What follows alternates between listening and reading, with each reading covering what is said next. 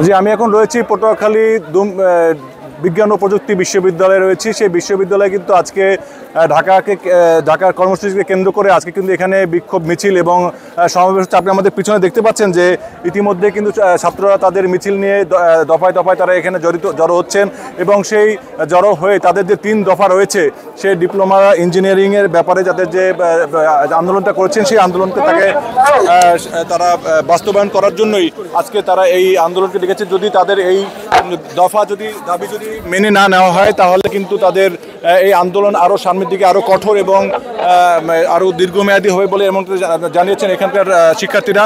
আমরা কথা বলবো এখানকার যারা শিক্ষার্থী রয়েছেন তাদের সাথে। তিনি আমাদেরকে একটু জানাবেন যে আসলে আপনাদের যে এই যে আজকে আন্দোলন করছেন সেই আন্দোলনের যে উদ্দেশ্য এবং কি কারণে আমরা আন্দোলনে যাচ্ছেন, এতে আপনাদের এই দাবি যদি মেনে না হয় তাহলে আপনার পরবর্তী কী ধরনের তারা পদক্ষেপ গ্রহণ করবে সেই বিষয়গুলো আমরা একটু কথা বলবো। আসলে আপনাদের আজকে যে আপনারা আন্দোলনে আসছেন এই আন্দোলনের আপনাদের সামনের ভবিষ্যতে কি প্ল্যান নিয়ে আসছেন এবং আপনাদের দাবি কি? যদি আন্দোলন আপনাদের এই যে দাবিগুলো যদি মেনে না হয় তাহলে আপনি পরবর্তী কী ধরনের আপনারা পদক্ষেপ গ্রহণ করবেন? আপনারা জানেন যে আমাদের যে প্রকৌশলী অধিকার আন্দোলন যে 3 দফা ঘোষণা দেওয়া হয়েছিল, সেই 3 দফা কর্মসূচির উপর ভিত্তি করে আমাদের যে প্রকৌশল আন্দোলনের কেন্দ্রীয় প্রতিনিধিরা ঢাকায় অবস্থানরত ছিল তাদের উপর হামলা হয়েছে। এখন আমাদের আজকের যে কর্মসূচি রয়েছে সেটি হচ্ছে সারা বাংলাদেশের সকল প্রকৌশল অনুষদ এবং সকল প্রকৌশল বিশ্ববিদ্যালয় কমপ্লিট শাটডাউন এবং আমাদের পটুয়াখালী বিজ্ঞান ও প্রযুক্তি বিশ্ববিদ্যালয়ের একমাত্র প্রকৌশল অনুষদ সিএসসি অনুষদ আমরা রাতে সাধারণ ছাত্ররা বিবৃতি দিয়েছি। আমরা সম্পূর্ণরূপে আমাদের ক্লাস এবং পরীক্ষা বর্জন করেছি এবং আমাদের যে 5 দফা দাবি রয়েছে সেই দাবি আদায় না হওয়া পর্যন্ত আমরা কর্মসূচি বহাল রাখবো এবং সামনে আরও কঠোর কর্মসূচি ঘোষণা করব। ধন্যবাদ। আমরা আরও একটু কথা বলবো আরও একজন শিক্ষার্থীর সাথে। আমাদেরকে জানাবেন যে আসলে এখানে এই যে তারা